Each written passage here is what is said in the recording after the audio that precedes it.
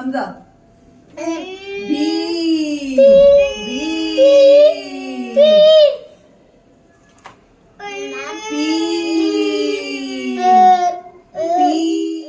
ही ॿार ॻाल्हाए नथा सघनि ऐं न ही ॿुधी था सघनि। जिते ख़ुदा हिननि खे ॻाल्हाइण ऐं ॿुधण जे नेमत खां महरूम रखियो आहे, उते ई हिननि गुलनि जहिड़े ॿारनि खे बेशुमार सलाहियतुनि सां नवाज़ियो आहे। हिननि ॿारनि खे आम स्कूलनि में तालीम हासिल करण में इंतिहाई मुश्किल थींदी आहे, पर दुनिया जे ॿियनि मुल्कनि जीअं पाकिस्तान जे शहर सखर में डेफ रेज नाले हिकु इदारो क़ाइमु कयो वियो आहे, जेको बेशुमार सलाहियतुनि रखंदड़ ॿारनि खे तालीम जे ज़ेवर ऐं ज़िंदगी जा अहम मसइला सेखारे थो। डेफ रेज स्कूल सखर जो जेको बुनियादु हिते पियो उहो अमेरिकन असांजा डायरेक्टर आहिनि mister Richard Gary and Mrs Richard. Basically deaf reach जो जेको कॉन्सेप्ट स्टार्ट थियो आहे पाकिस्तान में, उहो कराची मां थियो ऐं हिकिड़े सिंगल रूम खां उन्हनि स्टार्ट वरितो। कीअं वरितो? असल में उहो विज़िट जे बुनियाद ते हिते आया हुआ पाकिस्तान में। हिननि ॾिठो त हिते डेफ एजुकेशन जो जेको कॉन्सेप्ट आहे उहो कोन आहे। सो कराची खां पोइ इन शइ खे एक्सपांशन मिलियो। सखर जो कैंपस लेट 2009 अर्ली 2010 में हिते स्टार्ट थियो हिकिड़ी रेंटेड बिल्डिंग खां। जीअं जीअं ॿारनि जी इनरोलमेंट वधंदी वई त उहा हिकिड़ी बिल्डिंग हुई ऐं उन में जॻह घटि हुई, रेंटेड हुई। सराउंडिंग जा तमामु अज़ला जेके सखर डिवीज़न जा आहिनि उतां ॿार अचनि पिया हिते, त गवर्नमेंट ऑफ सिंध स्टेविटा जे प्लेटफॉर्म तां ही बिल्डिंग असांखे प्रोवाइड कई ऐं पोइ 2018 में असां रेंटेड बिल्डिंग खां पोइ ही कैंपस हिन बिल्डिंग में शिफ्ट कयोसीं। ही ॿार हिन जी जेका मेन असां डिसेबिलिटी त न चवंदासीं, पर जंहिं हिकिड़ी नेचुरल हिन खां ब्लेसिंग खां उहो महरूम आहे, उहो आहे उहो ॻाल्हाए कोन थो सघे, ॿार डेफ आहे।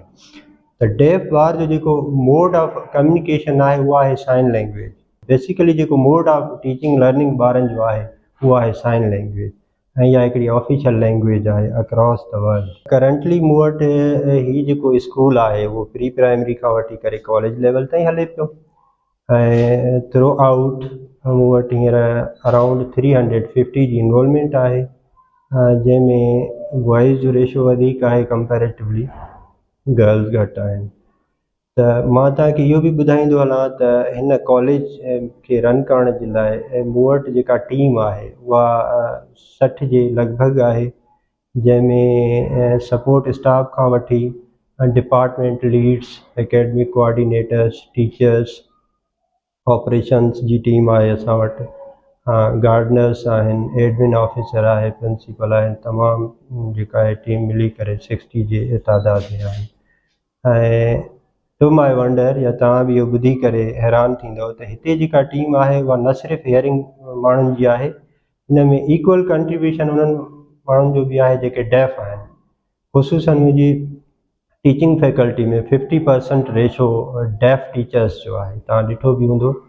ऐं डेफ टीचर सुठे तरीक़े सां, वधीक बहितर तरीक़े सां कंपेरेटिवली ॿार खे पढ़ाए सघे थो। न सिर्फ़ु हिते एकेडमिक एक्टिविटीज़ हलंदियूं आहिनि असांजे हिन स्कूल में, हिते असांजा जेके ॿार आहिनि उन्हनि खे असां न सिर्फ़ु क्वालिटी एजुकेशन था ॾियूं, पर इन्हनि ॿारनि खे हिन मुआशिरे में एडवोकेट बि कयूं था।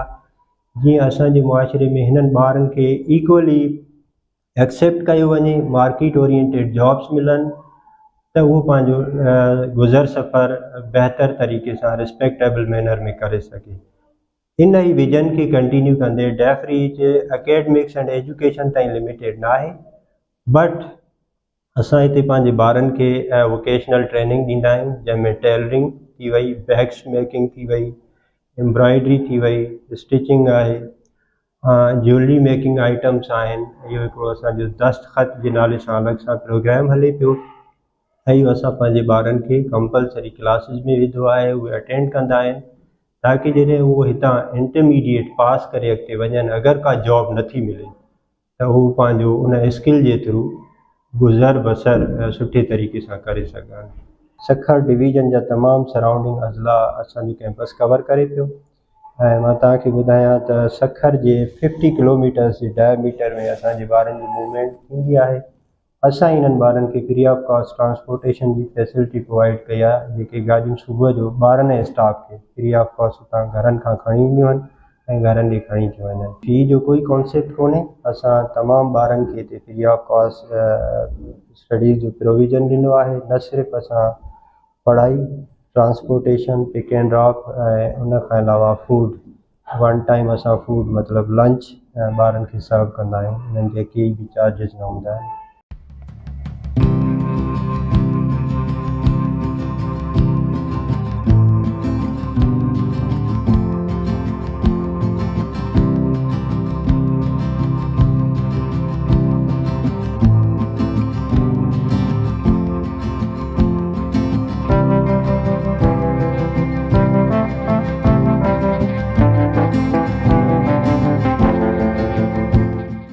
आपका नाम क्या है?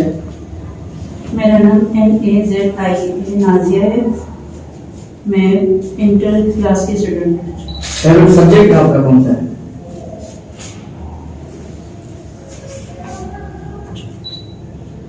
मुझे वोकेशनल सब्जेक्ट बहुत ज़्यादा पसंद है। फेवरेट गेम आपकी कौन सी है?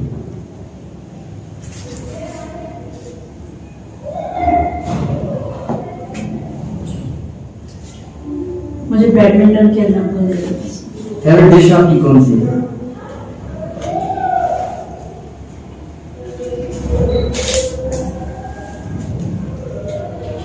मुझे खाने में नारियल बहुत ज़्यादा पसंद है। बड़े होकर आप क्या बनेंगे?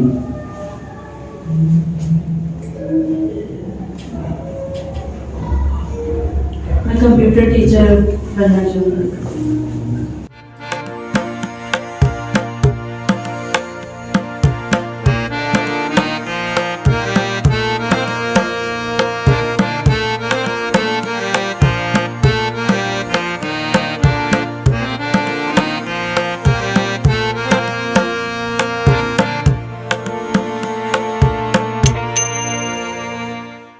मेरा नाम राहिला है।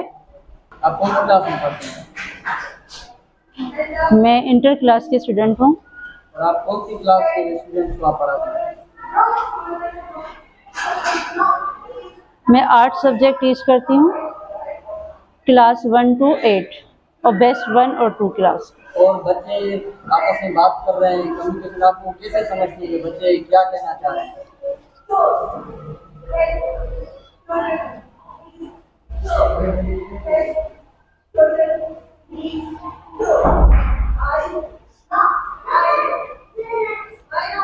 जब मैं खुद स्टूडेंट थी, एज ए स्टूडेंट पढ़ रही थी, तो मुझे टीचर्स जिस तरह से गाइड करते थे, मैं उसी तरीके से स्टूडेंट्स को गाइड करती हूँ। हाथी, वन बाय वन। अदनान, हाथी, हाथी, अंडो। अच्छा ठीक है। तोतो, ठीक है। बू बू बू बू। अदनान, बू बू बू बू।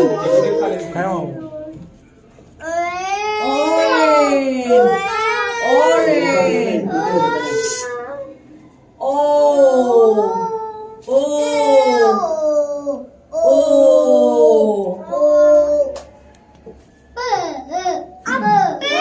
मुंहिंजो नालो सैयदा उरूज फातिमा आहे ऐं मां स्पीच थेरेपिस्ट आहियां। मां पिछले 1 साल खां हिते डेफ्रीच में आहियां ऐं असांजा ॿार आहिनि जिन्हनि जो कॉक्लियर इम्प्लांट थियो आहे, उन्हनि ॿारनि जी स्पीच थेरेपी ते कमु थो थिए। स्पीच थेरेपी में जिन्हनि ॿारनि जी खे कॉक्लियर इम्प्लांट थींदो आहे, उन में सभिनि खां पहिरियां हिननि खे असां ॿुधण ते कमु कंदा आहियूं। छो जो कॉपी करणु हिकु अलॻि शइ हूंदी आहे, पर बेसिकली कॉक्लियर इम्प्लांट वारा जेके ॿार आहिनि जिन्हनि जी थेरेपी थींदी आहे, उन ते असां ॿुधी सम्झी ऐं पोइ ॻाल्हाइण ते कमु कंदा आहियूं। त ही ॿार आहिनि पिछले साल खां हिन वक़्तु ताईं हाणे माशाल्लाह ॿुधनि था, सम्झंदा आहिनि ऐं जेको ॻाल्हाईंदा आहिनि उहो सम्झी करे ॻाल्हाईंदा आहिनि। कॉक्लियर इम्प्लांट इहो हूंदो आहे, इहो उन्हनि ॿारनि जो थींदो आहे जिन्हनि जो जेके प्रोफाउंड डेफ हूंदा आहिनि, जिन्हनि जो बिल्कुलु, छो जो हिकु असांखे ॿुधण जी सलाहियत हूंदी आहे, कन जे थ्रू हिकु हूंदी आहे ब्रेन में, जेको आउटर ईयर में मसइलो हूंदो आहे, उन में त डिवाइस लॻंदी आहे ॿारनि खे, त उहो मसइलो हल थी वेंदो आहे। पर कॉक्लियर इम्प्लांट उन्हनि ॿारनि जो थींदो आहे जिन्हनि जे ब्रेन में नर्व में मसइलो हूंदो आहे, उनजो सिर्फ़ु हल इहो ई आहे जो उन्हनि खे कॉक्लियर इम्प्लांट थींदो आहे।